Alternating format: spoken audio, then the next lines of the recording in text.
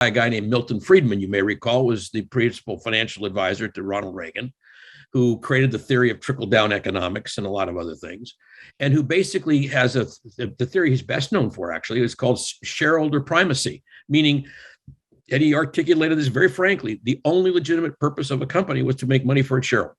I thought that was wrong. I thought that's Milton Friedman, right? Yeah, it was Milton Friedman.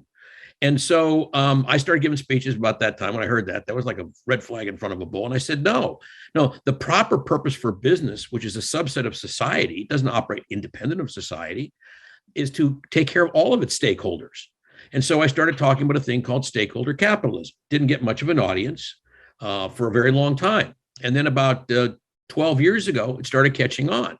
So when we did Just Capital, I made sure that the primary zeitgeist, the energetic core of Just Capital, was stakeholder capitalism.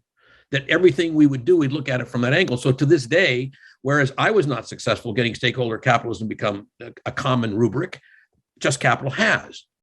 And that's how I look at all these different projects. They're a way to get leverage on my belief system. So I believe completely in stakeholder capital. It's very simple. You have the following stakeholders. You have your employees. I always put that first. I always call that being employee-centric. But what this whole avenue is called value-centric. Companies that are value-centric, I proposed many years ago, will do better financially than companies that aren't, which was somewhat revolutionary in 1970. And Just Capital is proving that it's true. Well, in stakeholder capitalism, the way we articulate it, you've got your employees. They're a stakeholder. You've got your customers, obviously. They're stakeholders. You got your vendors. They're key stakeholders because with employees, that's how you serve the customers. You've got the share owners, and I do put them in fourth position. And then you also got the communities within which you operate. In some cases, that's a community where you've got a store. In my case, I've had thousands of stores all over North America. So, big communities, little communities. But it's the bigger community I always talk about is the biosphere and all the people who live on it and all the sentient beings that occupy it. So that's my community. And I got to take care of the community called Santa Barbara that I live in. And as you know, I'm very active in Santa Barbara in a lot of different ways. So I don't ignore my local community because that's where we live, but I don't lose sight of the fact that my community is called planet Earth. And as I wrote in my column that you're going to see tomorrow, I think it comes out, I talk about planet Earth as distinguished from planet B, because I don't think there is one. Yeah, I understand. It's interesting you're talking about when I've turned around, re-engineered, over 100 companies, and the stakeholder concept is essential. You cannot turn around a company. I remember doing a presentation for Cal CPA, and I came up with 13. I really drilled down on them, but you're right. Everybody's got to be part of the equation, and it's always interesting that when you finish a crisis project like that, and you got everybody involved. Yeah. 2 years later, they have this tendency to want to go back to, bifurcating themselves and huddling in different areas and keeping information away from from the people that saved their buns, 2 years ago. So yeah, well, that's because culture trumps strategy for breakfast. In other words, if you create the right culture, it will survive and replicate itself. You don't have to do it. And it's hard in a turnaround.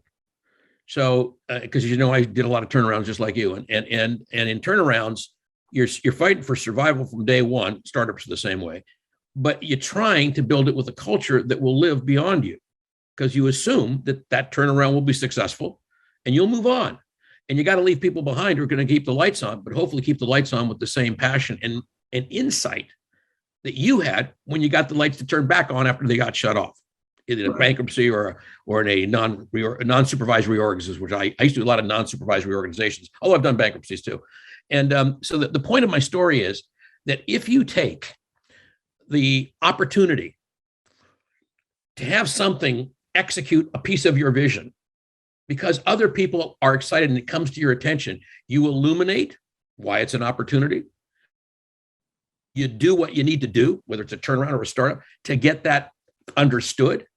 And then you focus on culture. And that's always the hard part. The culture. Yeah. Just a little bit of when we were able to get our revolutionary conversations in there, and train people how to communicate, the company's lasted longer. The culture's went on. You can't babysit somebody for 10 years. It's No. whatever. But you got to start somewhere. And communication and cultures are essential. Yeah, and just on this, to end this point on Just Capital. So what we've now proven with our annual rankings, which we release every year, the companies that perform the best on our rankings, meaning they're the most just in 7 categories, and there's a cum total, are in fact the most profitable. So we launched an ETF a few years back. Goldman Sachs took it. We negotiated with them for over a year. And our ETF, we projected with our companies, the 100 best companies in America would outperform the comparative Russell Index. And every year for 10 years it has, significantly. Proof positive that stakeholder capitalism is a superior way to make money. So don't do it because you're a nice guy, although I think that's the right reason to do it. Do it because it's actually smarter. That was always what we preached. I don't try to appeal to people's the better angels of their nature if I don't have to. I'd like to appeal to their desire to get something to work and show them a way that works better than what they thought when they came through. A good economy makes a good economy, and a good business model makes a good business model.